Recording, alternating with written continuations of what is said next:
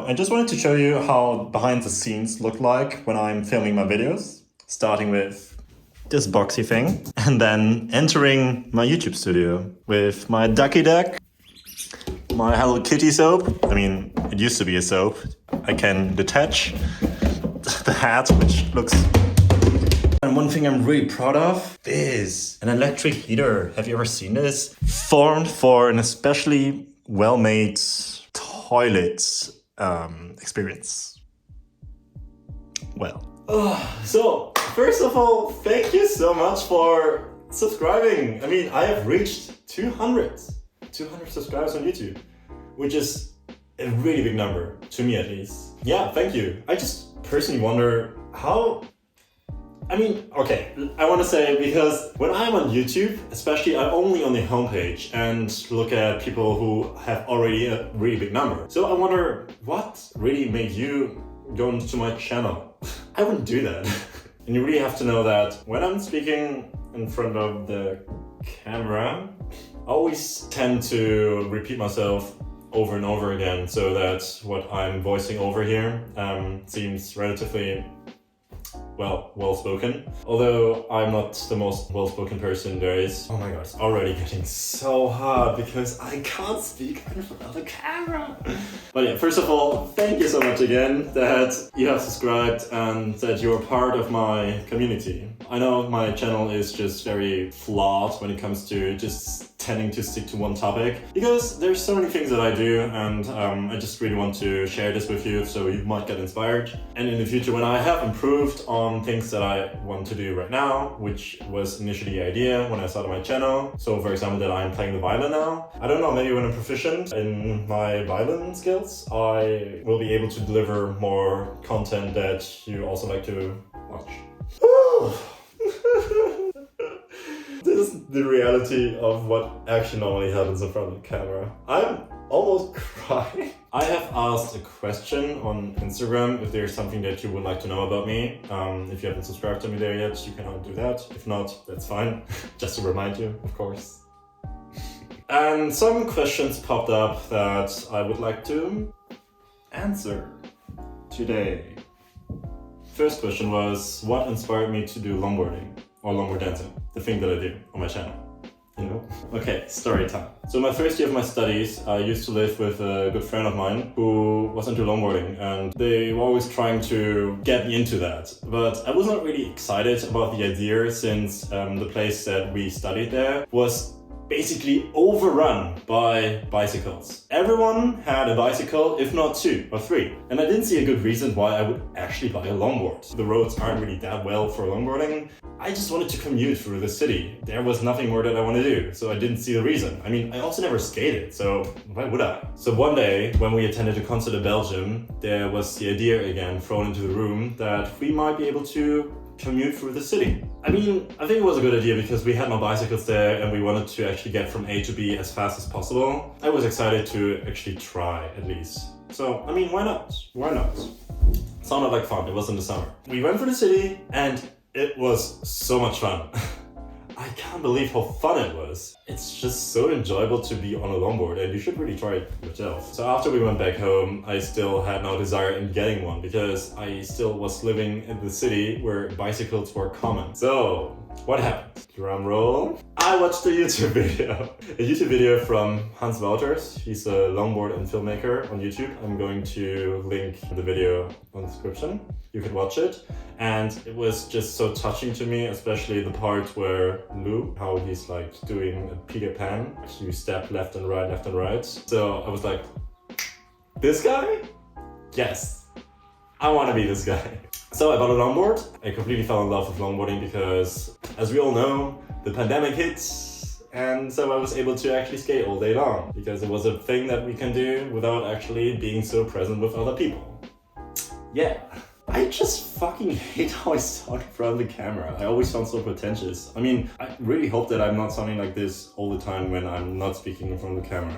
One of my best friends actually told me that she doesn't want to watch those topics that I'm releasing about psychology, because it always sounds like that I'm just a mom who is dictating her child to do things that we of course know but don't want to hear.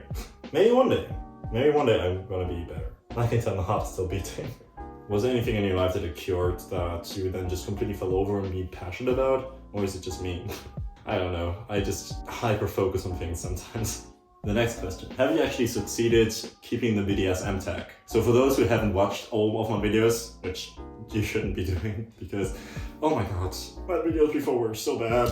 Ugh. I was kind of like topless and YouTube just thought that I might belong to the BDSM category. I mean, a little bit of naked skin, we can all have that, right? But no, BDSM tag, just 0.1%, sadly. Okay, another question was a book that everyone should or can read. I want to talk about 2 to 3 books. One of them, which is my favorite book, is A New Earth by Eckhart Tolle.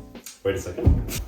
I have 2 versions of this book. That's how much I am in love with this one. I don't even know why I have 2 books, to be honest. Probably I just lost one and then was like, oh my god, I like it so much. I want to have a new version of it. And probably I also have it on my e-reader. I don't even know. I've been recommending this book to so many of my friends, but no one have read it. This one is quite intense to read, and if you read this, it might take some time to comprehend in the first read. And I would even say that even like maybe 2 years later, if you pick this up again, it will spark something new in you that you haven't really understand in the first read. So it's talking about the ego and that we can overcome our identification with the ego. And when we do that, we live a more fulfilled life. But also that we can go beyond that and also maybe be enlightened, to be spiritually enlightened. Who knows, if you're into that. And that most of our problems in society are because of our entitlement and of our ego in the earth. Third book is Attached. I haven't read this book myself, but a friend of mine did. The topic of the book is about attachment styles, and I'm so in love with attachment styles. It's basically the zodiac signs of psychology.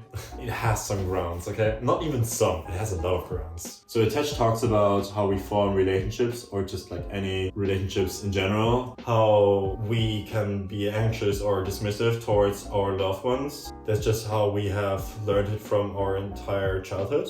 So if you're into psychology, you can read it. And also if I talk too much about it, it sounds like I'm just a spoiled brat, because all I ever say is that my parents did a wrong job, which of course they didn't, because they don't know any better. They have been raised by their significant parents in a wrong way as well. Generational fault, I would say. I'm really glad that my parents don't really understand English, although they watch my videos. Well, they constantly nag about it, that I'm not putting any subtitles in German below it, but well.